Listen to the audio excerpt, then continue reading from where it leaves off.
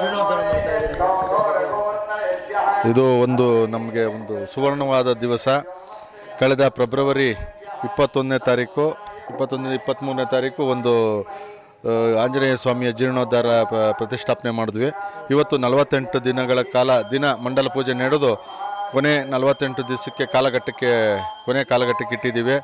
ನಮ್ಮ ಚುಂಚನಗುಪ್ಪೆ ಗ್ರಾಮಸ್ಥರು, ಹಿರಿಯರು, ಮಹಿಳೆಯರು, ಯುವಕರು, ಗ್ರಾಮ ಪಂಚಾಯತಿ ಸದಸ್ಯರು ಎಲ್ಲರ ಸಹಕಾರದಿಂದ ಮತ್ತು ಸಮಿತಿ ಅಧ್ಯಕ್ಷರಾದಂಥ ರುದ್ರಪ್ರಕಾಶ್ರವರು, ಉಪಾಧ್ಯಕ್ಷರಾದಂಥ ಚಿದಂಬರೀಶು, ಮುನ್ರಾಜು, ಲೋಕೇಶ್ರವರು ಮತ್ತು ಪರಮೇಶು ಎಲ್ಲ 5 ಜನ ನಾವು ಒಂದು ಸಮಿತಿ ಮಾಡಿಕೊಂಡು ಊರಿನ ಎಲ್ಲ ಹಿರಿಯರ ಎಲ್ಲರ ಆಶೀರ್ವಾದದೊಂದಿಗೆ ನಾವು ಗ್ರಾಮ ಪಂಚಾಯತಿ ಸದಸ್ಯರಾದಂಥ ಪ್ರಸನ್ನ ರುದ್ರ, ಬಸವರಾಜು, ಪ್ರಭಾವತಿ ಮತ್ತು ಸುಕುಮಾರ್ 4 ಜನ ಸದಸ್ಯರುಗಳು ಕೂಡ ನಾವು ಗ್ರಾಮ ಪಂಚಾಯತಿ ಎಲೆಕ್ಷನ್ನಲ್ಲಿ ನಾವು ಆಶ್ವಾಸನೆ ಕೊಟ್ಟಿದ್ದು.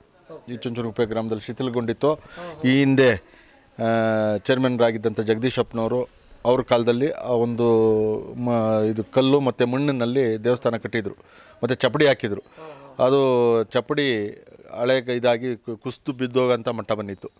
ಹಾಗಾಗಿ ನಂತರ ಊರ ಜನ ಎಲ್ಲ ನೀವು ಮಾಡಿಸ್ರಪ್ಪ ಅಂತ ನಮಗೆ ಹೇಳಿದ್ರು.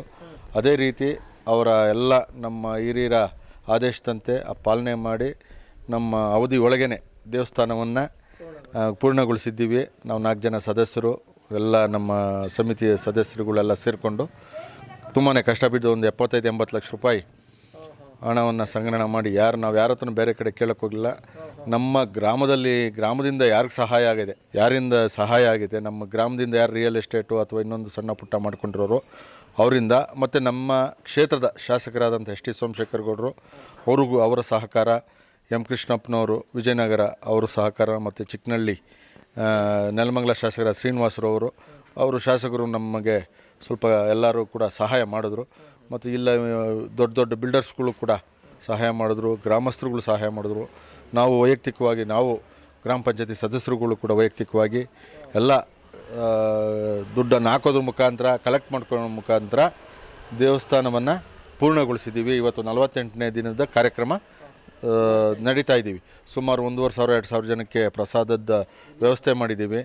ಪುರೋಹಿತರುಗಳು 5-6 ಜನ ಪುರೋಹಿತರುಗಳು ಕೂಡ ಮಾಡ್ತಾಯಿದ್ದಾರೆ.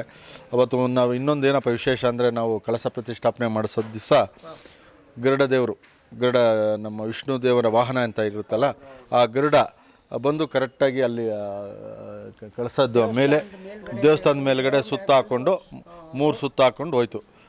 ನಮ್ಮ ಊರಿಗೆ ತಪ್ಪಿದ್ದು ಆ ಥರ ನಮ್ಮ ಗ್ರಾಮಕ್ಕೆ ಕಳಸ ಸ್ಥಾಪನೆ ಮಾಡುವಾಗ ಆ ಗರುಡಗಂಬ ಬರೋದು ವಿಶೇಷ ಅಂತ ಹೇಳ್ತಾರೆ. ಅದಕ್ಕೋಸ್ಕರ ಆ ಗರುಡಗಂಬ ಬಂದಿದ್ದು ನಾವು ನೆಟ್ಟಿದ್ದು ಎಲ್ಲ ಇದು ಮಾಡುವಾಗ ಪ್ರತಿಷ್ಠಾಪನೆ ಮಾಡುವಾಗ ಕರೆಕ್ಟಾಗಿ ಬಂದು 3 ಸುತ್ತ ಹಾಕೊಂಡು ಆಮೇಲೆ ಹೋಯ್ತು. 100% ಶಕ್ತಿ ಪವರ್ಫುಲ್ ಇದೆ ಅಂತ ನಾವು ಇದು ಮಾಡ್ತಾ ಇದ್ದೀವಿ. ದೇವ್ರ ನಿಯಮ. ಈ ದೇವಸ್ಥಾನದ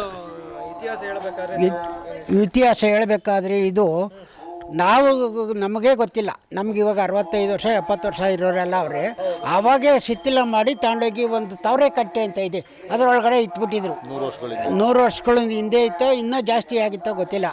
ಅದರೊಳಗೆ ಚೇರ್ಮನ್ ಅಂತ ಅವಾಗ ಹೊಸದಾಗಿ ಜಗದೀಶಪ್ಪನವ್ರು ಚೇರ್ಮನ್ ಅಂತ ಆದರು. ಅವರು ಈ ನಮ್ಮ ಮಾಗಡಿ ತಾಲೂಕಿಗೆ ಕಲಾವಿದರು ಅಂದರೆ ಆಂಜನೇಯನ ಪಾತ್ರದಲ್ಲಿ ನಂಬರ್ 1 ಅವರು ಆಕಾಶವಾಣಿ ಕಲಾವಿದರು. ಅವರು ಚೇರ್ಮನ್ ಆದಂಥ ಕಾಲಕ್ಕೆ ಜನಗಳನ್ನೆಲ್ಲ ಕಟ್ಕೊಂಡು ತಂದು ಅದನ್ನು ಗಾಡಿ ಮೇಲೆ ಏರ್ಕೊಂಬಂದು ಇಲ್ಲಿ ನೆಟ್ಟು ಅದಕ್ಕೆ ಅವಾಗ ಆ ಕಾಲದಾಗ ಅವ್ರಿಗೆ ಅದು 50 ವರ್ಷದ ಹಿಂದೆಗಡೆ ಮಾಡಿದ್ರು. ಶಿಥಿಲ ಆಗೋಯ್ತು. 40 ವರ್ಷ ಬಂತು ಅದನ್ನು ಅವ್ರ ಕಾಲದಲ್ಲಿ ಇದು ಮಾಡಿದ್ದಕ್ಕೆ ಅವರು ತಂದು ನೆಟ್ಟು ಅವತ್ತಿನ ದಿನ ಕಾಸು ಹುಟ್ಟೋಕ್ಕಿಲ್ಲ, ಏನಿಲ್ಲ. ಇದು ಆದಷ್ಟು ಮಟ್ಟಿಗೆ ಇದು ಮಾಡಿದ್ದು ಅಷ್ಟೇ. ಇವಾಗ ಎಲ್ಲ ಜನ ಎಲ್ಲ ನಿಂತ್ಕೊಂಡು ಇದು ಮಾಡಿದ್ದಕ್ಕೆ ಇವಾಗ ಸ್ವಲ್ಪ ಗ್ರ್ಯಾಂಡಾಗಿ ಮಾಡಿ.